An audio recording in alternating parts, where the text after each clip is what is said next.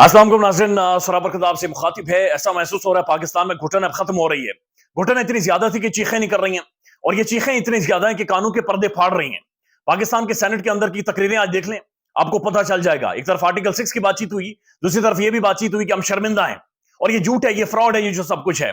और ये भी कहा गया कि नफरत हो गई इस निजाम से। यानी चीखें हैं, हर तरफ से चीखें आ रही हैं और ये चीखें और ज्यादा ऊंची होती जाएंगी। इस हवाले से बातचीत करते हैं। साथ साथ एक दफा फिर, यानी पहली दफा बल्कि, बहुत बड़ी ताकतवर शख्सियत को हाथ पड़ा है। ताकत के जोम में थे, फिरौनियत थी, ताकत का नशा था। कानून को बिल्कुल साइड लाइन पर फेंक कर ताकत का एक नंगा नाच किया गया इस्लामाबाद में। अब उस शख्सियत को हाथ डाला गया है और वो, यकीन माने, पूरे पाकिस्तान में मजाक बन गए, ठट्ठा बन गए, शुगल बन गए। और उनका शुगल पाकिस्तान के सोशल मीडिया के ऊपर बना हुआ है। उनके हवाले से बताते हैं। लेकिन अभी ये खबर आ रही है कि ये एक तस्वीर सोशल मीडिया पर सर्कुलेट कर रही है और कहा जा रहा है कि मुराद सईद साहब की हालिया तस्वीर है। दाढ़ी के बाल बड़े हुए मुराद सईद साहब के, और मुराद सईद साहब के लिए भी ज़ाहिर हालात ऐसे बना दिए गए कि उन्हें अंडरग्राउंड होना पड़ा। एक लंबे अरसे से अंडरग्राउंड है और उनके बारे में कोई इतलात नहीं है, यानी ट्वीट भी नहीं। और बाजों का जो उनके वॉइस नोट आते हैं, उन वॉइस नोट में भी बड़ी मुश्किल से, यानी अपनी धीमी आवाज में बातचीत कर रहे हैं। मुराद सईद पाकिस्तान का एक most good looking parliamentarian, Pakistan का एक प्रोमिनेंट शख्सियत, एक शोला जज्बाती नौजवान, पढ़ा लिखा जज्बाती नौजवान।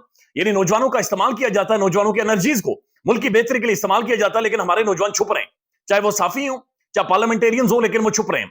एक चीज आपने नोट की होगी कि पाकिस्तान के अंदर जितने भी नौजवान थे, जो बड़ी आवाजें थी, बोलने वाले थे, जज्बाती थे, इनके चेहरे की जो खूबसूरती थी या जो चेहरे की चमक थी वो गायब हो गई है। ऐसा महसूस हो गया कि हुआ हो रहा है कि निजाम इनकी जवानियां खा गया है।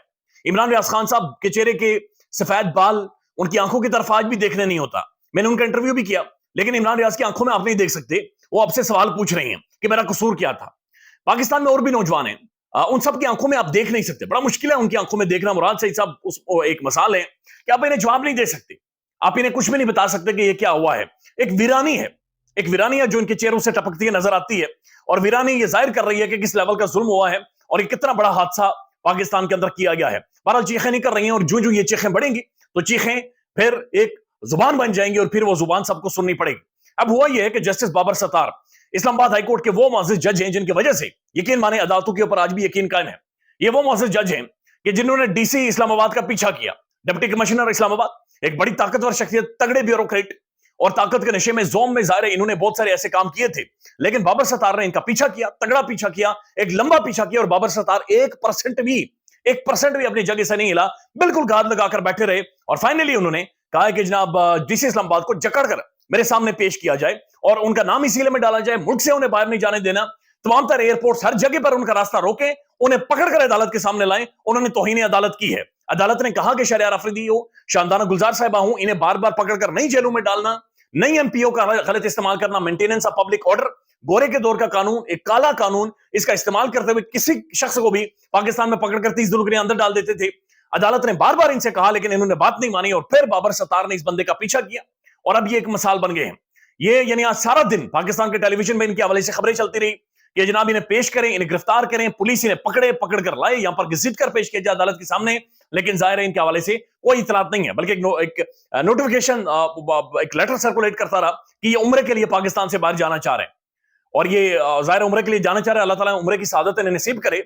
लेकिन पहले इन्हें अदालत बुला रही है, पहले जो काम इन्होंने किया है उसका ये जवाब दें बराए मेहरबानी। जो इंसानी हुकूक का मामला था उसका ये आकर जवाब दें, चूंकि अल्लाह ताला खुद फरमाते हैं कि मैं अपने हुकूक तो माफ कर दूंगा, यानी वहां पर जाएंगे तो इंशाल्लाह माफ हो जाएंगे, लेकिन बंदों के हुकूक तब तक माफ नहीं करूंगा जब तक बंदा खुद नहीं करता। तो बंदा, वो बाबर सत्तार साहब आपको बुला रहा है, मुझसे बुला रहा है, तो सलूट भी है बाबर सत्तार साहब को जिन्होंने पीछा किया, जो खड़े हुए।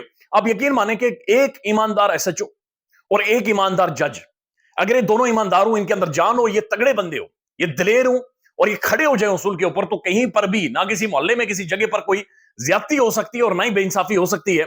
और ये चीज हमने देखा है कि बाबर सत्तार साहब जब से खड़े हुए हैं उसके बाद से चीजें बदली हैं।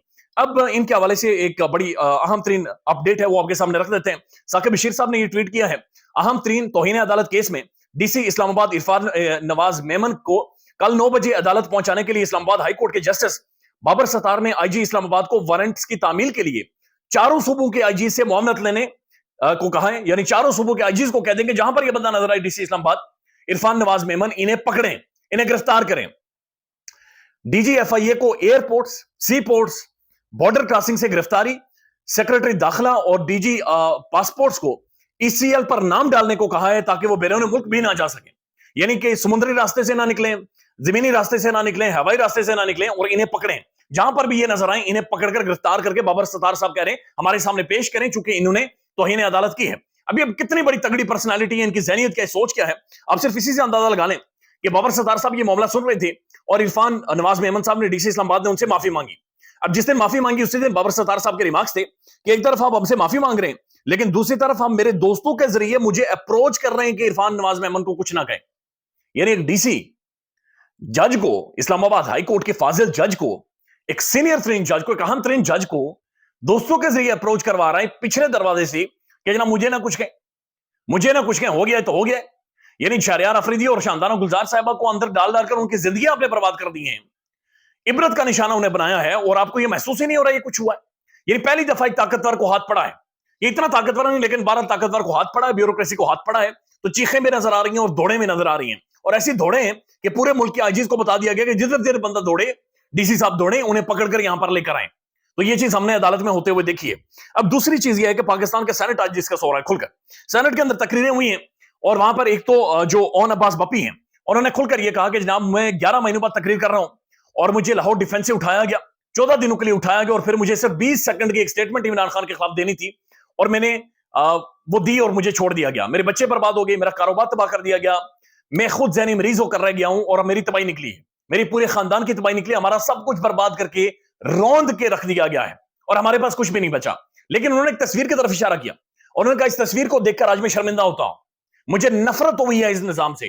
वो कहते हैं कि मैंने उनका बाद में इंटरव्यू किया जा रहा है पार्लियामेंट लॉजिस में जाकर, उनका यह कहना है कि यानी एक तरफ उन पर इतना जुल्म हुआ लेकिन उसके बावजूद वो हर बात में इमरान खान कह रहा है, वो कह रहे हैं कि हम तो भोने महसूस होते हैं जितना तगड़ा खान खड़ा है और जो कुछ इमरान खान के साथ इमरान खान के साथ हुआ है उसके मुकाबले में हमारे साथ कुछ भी नहीं है। यानी उसे मारा गया, उसका कारोबार तबाह हुआ, उसकी फैमिली तबाह हुई, उसके बच्चे टॉर्चर से गुजरे, लेकिन वो आज भी इमरान खान के साथ खड़ा है, आज भी खान के साथ खड़ा है। वो आज भी कहता है सब कुछ भुला देंगे, आगे बढ़े, हमारा मैंडेट वापस करें, हम आगे बढ़ जाएंगे, लिहाजा यहां से आगे बढ़े। लेकिन आज उसने सेनेट को हिलाया है, सेनेट के ऐवान को उसने हिलाया है और उसने सच बोला है कि जनाब ये जुल्म हुआ है और ये बहुत बड़ी ज्यादती हुई है। उसके बाद जो जमात इस्लामी के सेनेटर हैं उन्होंने सेनेटर मुश्ताक साहब उन्होंने बड़ी खुलकर 3-4 अहम तरीन बातें की हैं। उन्होंने कहा कि सबसे पहले जनाब ये जो इंतखाबात हुए हैं ये काले इंतखाबात हैं और ये जाली इंतखाबात हैं, लिहाजा जो हुकूमत बनेगी वो भी जाली होगी। उन्होंने कहा कि इलेक्शन कमीशन ऑफ पाकिस्तान माफी मांगे, फौरी तौर पर माफी मांगे और इलेक्शन कमीशन ऑफ पाकिस्तान के चेयरमैन के ऊपर यानी chairman election commission of Pakistan Sikandar Sultan Raja Imran Khan साहब के बकौल जो उन्होंने जनरल बाजवा के कहने पर लगाया था, उन्होंने कहा कि चेयरमैन इलेक्शन कमीशन के खिलाफ आर्टिकल 6 लगना चाहिए, आर्टिकल 6 के तहत उन्हें घसीटें, गिरफ्तार करें और उनके खिलाफ कार्रवाई करें और 50 अरब रुपए उनसे वापस निकलवाएं, यानी 50 अरब रुपए इनके पेटू से निकालें जो इन्होंने अवाम के साथ धोखा किया है। अवाम का माल इन्होंने मारा है, इंतखाबात के साफ शवाब नहीं करवा सकते, लिहाजा ये अपनी आईनी हैसियत बुनियादी तौर पर खो बैठे हैं, इसलिए इनसे 50 अरब रुपए भी दोबारा से निकलवाएं।